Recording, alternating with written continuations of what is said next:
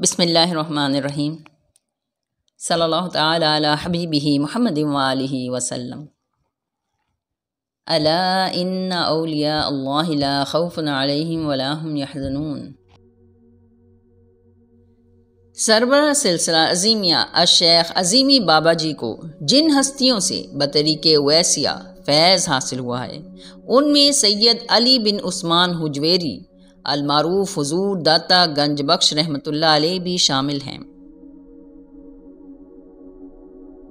صوبہ پنجاب کے شہر لاہور کے لوگ اپنے شہر سے محبت کے لیے مشہور ہیں، مگر لاہور شہر میں موجود سید علی بن عثمان حجویری المعروف حضور داتا گنج بخش کے مزار مبارک سے ان کی عقیدت و محبت کا یہ عالم ہے کہ یہ اپنے محبوب شہر کو داتا کی نگری کہتے ہیں۔ سلطان الہند حضرت خواجہ معین الدین چشتی اجمیری رحمۃ اللہ علیہ نے اپنے سفر تبلیغ کا آغاز کیا تو پہلے لاہور حضرت سید علی بن عثمان حجویری کے دربار معرفت میں حاضر ہوئے اور چلہ کشی کے بعد حضور داتا صاحب کو یوں خراج تحسین پیش کیا: گنج بخش فیض عالم، مظہر نور خدا، ناکسارا پیر کامل، کاملارا رہنما۔ آپ خزانے لٹانے والے، عالم کو فیض پہنچانے والے اور اللہ کے نور کے مظہر ہیں۔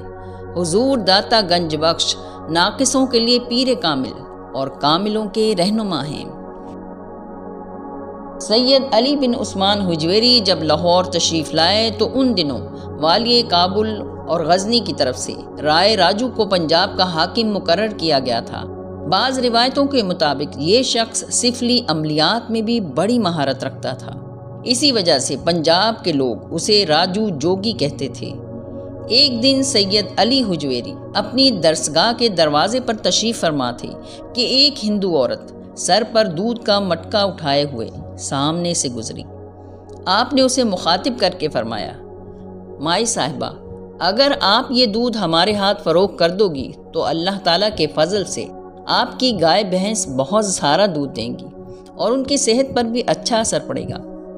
اس ہندو عورت نے معذرت خانہ انداز میں کہا: بابا، ہم یہ دودھ رائے جوگی کو دینے پر مجبور ہیں۔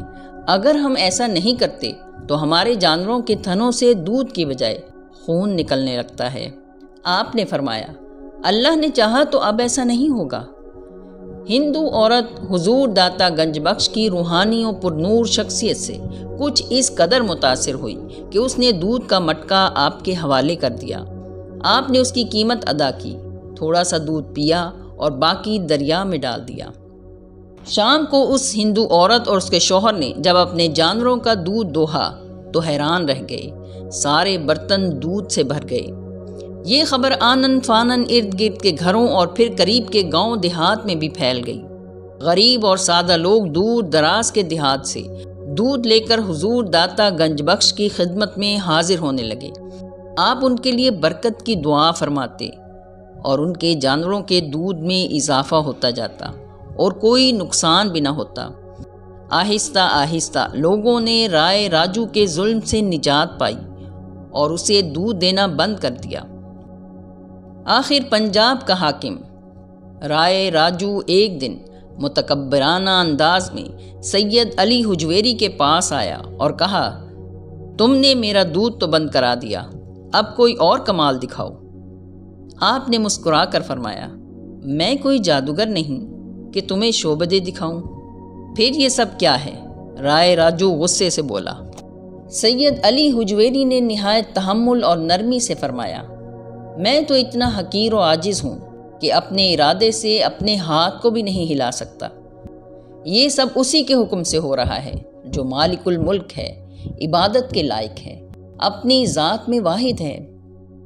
رائے راجو جو بڑا جادوگر اور شعبدہ باز تھا اور جسے اپنے ساحرانہ کمالات پر ناز تھا، جب سید علی حجویری کے سامنے اپنے فن کا مظاہرہ کرنا چاہا تو اسے لگا جیسے اس کا پورا جسم پتھر کا ہو گیا ہے اور وہ اپنی ساری صلاحیتوں سے محروم ہو چکا ہے۔ کافی دیر کوشش کے بعد عاجز آ کر اس نے سید علی حجویری کے سامنے ہار مان لی اور توبہ کی، اپنے باپ دادا کے عقائد کو چھوڑ کر دائرہ اسلام میں داخل ہوا۔ حضور سید علی حجویری کے دست حق پرست پر مسلمان ہونے والا یہ پہلا شخص تھا۔ حضرت داتا گنج بخش سے بے شمار کرامات کا ظہور ہوا، مگر سب سے بڑی کرامت یہی ہے کہ آپ نے تصوف کو شریعت اور سنت کے مطابق ڈھالا۔ ڈاکٹر علامہ محمد اقبال رحمۃ اللہ علیہ نے ایک مرتبہ فرمایا کہ مجھے مسلمانوں کے لیے الگ وطن کا خیال حضور داتا صاحب کے مزار مبارک پر عبادت کے دوران آیا تھا۔ آپ اپنے ایک شعر میں فرماتے ہیں، خاک پنجاب از دمے او زندہ گشت، صبح ماں از مہر او تابندہ گشت۔ حضور داتا گنج بخش کے دم سے خاک پنجاب زندہ ہو گئی اور ہماری صبح ان کے سورج سے جگمگا اٹھی۔ اللہ تعالی ہم سب کو اپنے پیاروں کا ذکر کرنے اور سننے کی توفیق عطا فرمائے۔ آمین یا رب العالمین، آمین۔